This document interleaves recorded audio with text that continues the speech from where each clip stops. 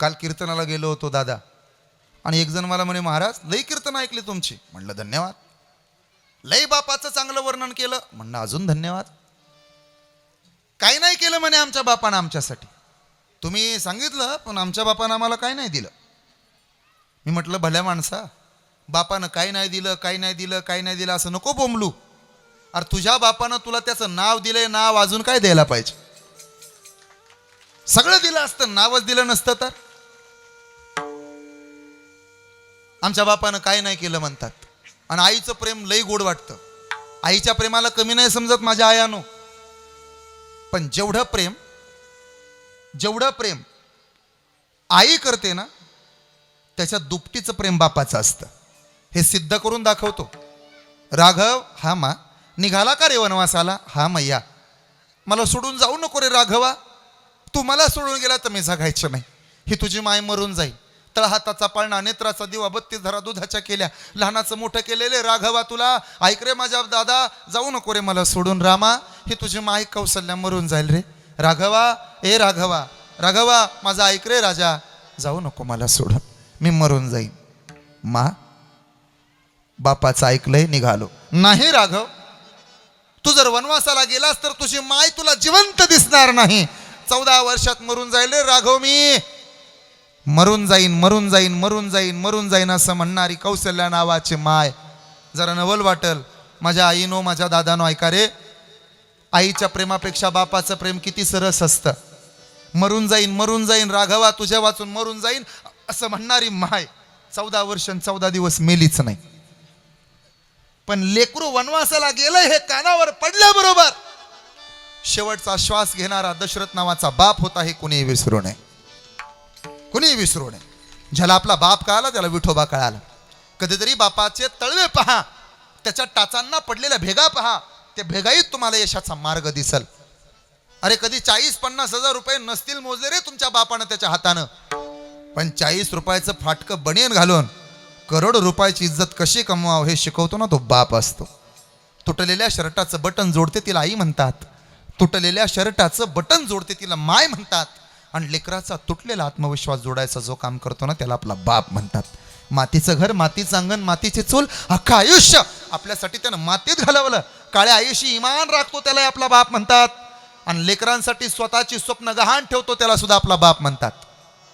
कधीतरी कुणाच्या तरी कीर्तनात असे महाराज पाहिलेले असतात, आपलंही लेकरू असं पकवायचं झालं पाहिजे, आपलंही लेकरू असं गायक झालं पाहिजे, म्हणून ही लेकरं संस्थेत टाकले जातात. स्वतःची स्वप्न कुर्बान ठेवतो आणि बाप पोरांसाठी झटत राहतो. दुर्दैव महाराष्ट्राचं, भाजलेल्या भाकरीमध्ये माय दिसते पण त्या चुलीवर भाकरी ज्याच्यामुळे आली तो बाप दिसत नाही. जपाच्या माळेमध्ये आई दिसल, देव्हाऱ्यामध्ये आई दिसल, दारात टाकलेल्या सड्यामध्ये आई दिसल, बाप कुठं दिसतो? अरे बाप दिसतच नाही. पण कधीतरी पोटच्या पोरीला विचारा, म्हणावं दिदा तुझा सगळ्यात जास्त जीव कोणावर? तिला आठवतं एवढीशी लेक बाप तळहातावरती घेतो, एवढीशी लेक.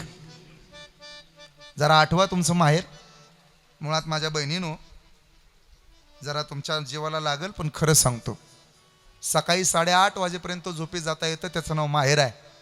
आणि सगळे उठायच्या अगोदर जागच व्हावं लागतं ना त्याचं नाव सासर आहे. श्रीमंत महाल मिळाला म्हणून लय हवेत जाऊ नका तुम्ही. म्हाताऱ्याच्या झोपडीत जे सुख आहे ते काय तिकडे मिळालं? आईच्या हाताला जी चव आहे ती काय तिकडं आहे? कांदे, बटाटे, लसूण, यसराची चटणी काय द्यायची गोष्ट आहे? लोणच्याची भरणी बांधू द्या तिनं, तुमच्या वाटणीची भरणी येणार उन्हाळ्यात. मायबाप मरू द्या, हातातली पिशवी रिकामी आणायची आणि घडी घालून माघारी न्यायची. क्षमा मागतो तुमची, पण जरा टोकाचं बोलतो. बापाचं प्रेम फक्त लग्नात कळतं. आज मगाशी मी संदीपजींशी बोलत होतो, त्यांनी सांगितलं आमच्या 3 नाते आहेत म्हणे, आमच्या नानांना लय प्रेम होतं नातींवर.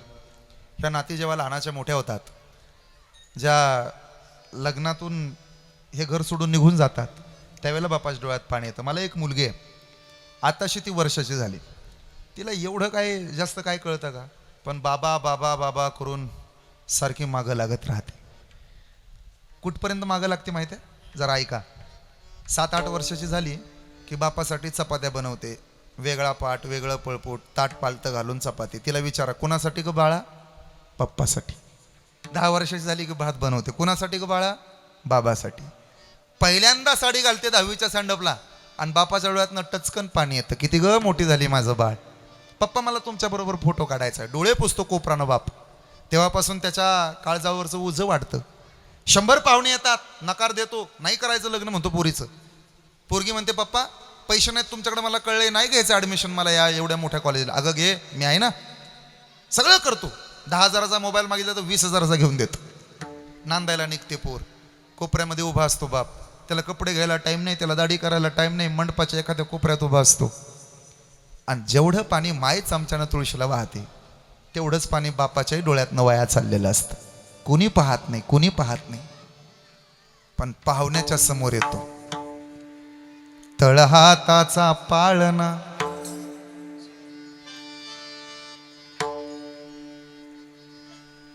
दोन्ही डोळ्याचा आईना, डबीतील कस्तुरी जशी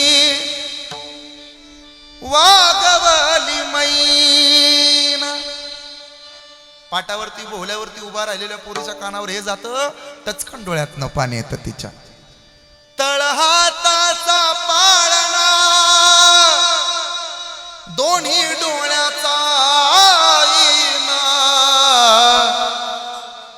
डबीतील कस्तुरी जशी वागवली मैना.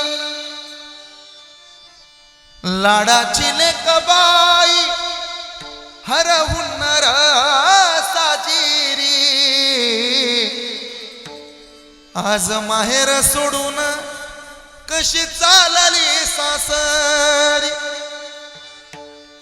जीवातला जीवा मी केला तुमच्या हवाली, आता तुम्ही माय बाप हिच्या जन्माची सावली. जीव खालीवर होतो तुला पाठवी तारानी. एका डोळ्यात आनंद, एका डोळ्यामध्ये पा. नांदाया जाती लेक बाप बघतो टेकाकडं, गेला काळजाचा घड डोंगराचाड. नांदाया जाती लेक हे चाक वाजत खडा खडा, दुबळ्या बापासाठी लेक रडती धडा धडा. नांदाया जाती लेक बाप बघतो चोरावानी, बघतो चोरावानी, अश्रू ढाळतो मोरावानी, अश्रू ढाळतो मोरावानी. सगळं मिळेल संदीपजींना, अशोक दादाला. सगळी माणसं म्हणतील रडू नका, आम्ही तुमच्या बापासारखे होतले का. बापासारखे 100 मिळतील, बाप मिळणार नाही.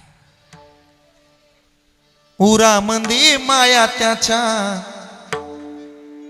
काळ्या मेघावानी, दाखविना कधी कुणा डोळ्यातलं पाणी.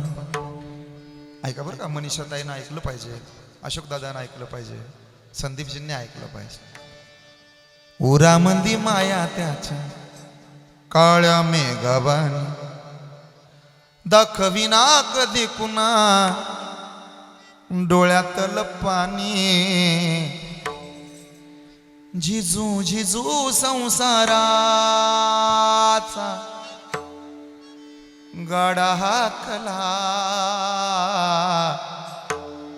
वटामंदी हसू जरी कना वाकला.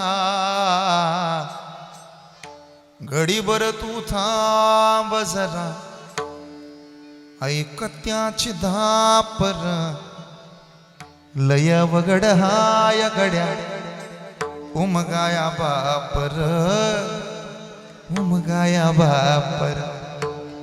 जगात कोणालाही कमी समजायचं, बापाला कधी कमी समजायचं नाही. कुणाचाही अपमान होऊ द्यायचा, बापाचा अपमान होऊ द्यायचा नाही. माझ्या कीर्तनातून कमीत कमी आमच्या बापाला काय कळत नाही एवढं जरी म्हणायचे बंद झाले तरी माझं कीर्तन सार्थकी लागेल.